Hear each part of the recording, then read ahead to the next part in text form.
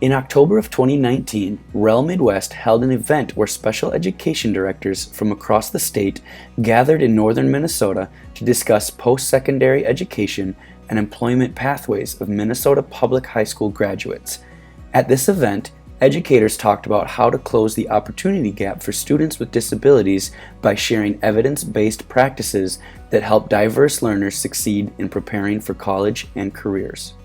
All students require supports on the pathway to college or employment.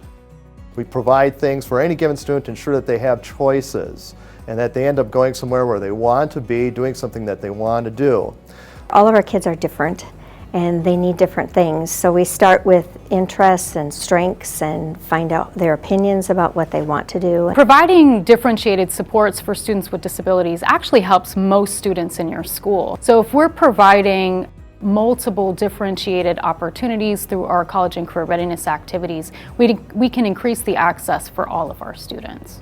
I've been working in special ed for 16 plus years, and they're the forgotten entity, especially at this age. There is a need to have differentiated supports for scholars with disabilities, particularly for career and college readiness. Just like there's a need for all scholars to access differentiation, we need to make sure that scholars have access to learning in the way that works best for them. The event today is important to me as a director because I want to share the resources that we received today. The Minnesota Department of Education is doing a number of things to encourage providing supports to students with disabilities for college and career readiness. We are supporting training of teams from communities across the state of Minnesota in effective practices for transition planning and linking students to post-secondary education employment. We have an employment resource guide and a post-secondary education guide that both provide a framework for the literal conversation between educators, families, students with disabilities, and other involved community partners in planning for a student how they'll move on to employment of their choice or attending a college of their choice. I think when districts find that they have groups of students that are more marginalized than others, so students with disabilities who often may be Native American or Black or Hispanic, that they really need to select evidence-based practices that are designed to support those particular populations in improving their outcomes. The advice I have for special education directors who are just having conversations now about programs for post-secondary education employment would be to network with their peers. There's a vast knowledge base in experienced special education directors, and they're all willing to share their experience and ideas for improvement with each other. I understand it can be difficult to bring in new ideas to a school or a district when it comes to some of these concepts. For any teacher bringing in new strategies when it comes to college and career readiness to their school through any programming, I would say that the students and both the instructors need to have an open mind. I turned over rocks, I looked with magnifying glasses, and I saw that there were certain kids who never had access. And so then we started having conversations. All of our scholars deserve this vast experience, and they also deserve post-secondary success. Some of the resources I was familiar with, but a lot of them I wasn't. And it's nice to have some more tools in the toolbox to share with our counselors and our teachers in the area.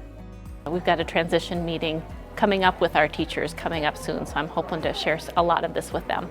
I think people think reading, writing, math, and I don't think there's a lot of focus on what happens to these students after high school. And today we learned a lot of different things about just some statistics about where they end up and some ideas on how we can get them to better spots. What's new for us is that we have students that have used our PSEO programming, which takes them into college settings and college classes. They are now in a setting where they are with same-age peers using assistive technology to help them be successful. I do believe that it's so integral for kids to have peers around them doing the same type of work.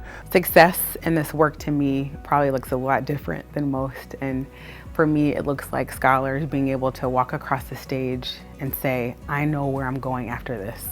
We have scholars that are talking about going to college for the first time.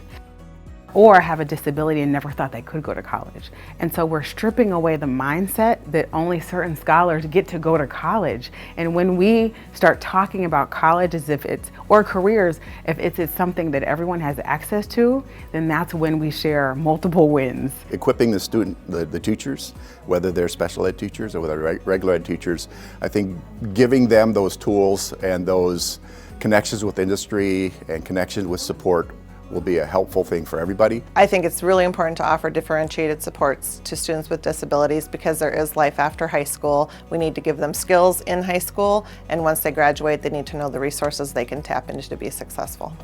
I think the fight is different now. The fight right now is making sure that all of our scholars who now have education have equal access to opportunities. That's why this work is so important. So if education is a civil right, then post-secondary success is something that comes along with that.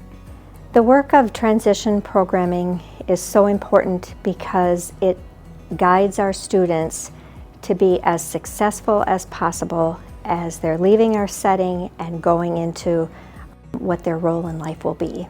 All of us have great things happening, and unless we have these face-to-face opportunities to really share those, we often lose some of the great things that are happening just around us.